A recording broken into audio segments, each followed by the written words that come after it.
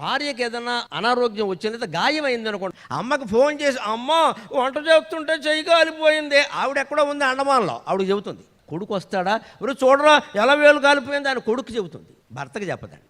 ఎందుకని ఇలాగా ఎనాటమేం చెబుతున్నా, తల్లి శరీరం నుంచి తను వచ్చింది, తన శరీరం నుంచి కొడుకు వచ్చాడు, అక్కడ సహజమైన బంధం ఉందమ్మా. భార్యాభర్తల భత్య బంధం ఎంత గొప్పలు చెప్పుకున్నా అది కృత్రిమమైన బంధమే.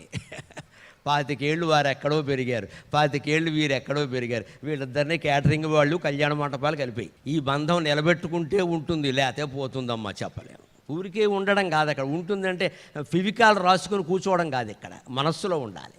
అది పెంచుకోవాలి, రోజు పెంచుకోవాలి. నా భార్య గురించి నేనేం చేశాను, నా భర్త గురించి, ప్రపంచాన్ని గురించి ఏదో చేయడం, భార్య గురించి ఏం చేశాం ప్రత్యేకంగా. ఆవిడ సంతోషపడే పని ఏదైనా చేసామా, ఆవిడ సంతోషపడే మాట ఒక్కటి మాట్లాడామా చాలు, ఆ రోజు జీవితం బాగా గడిచినట్టే.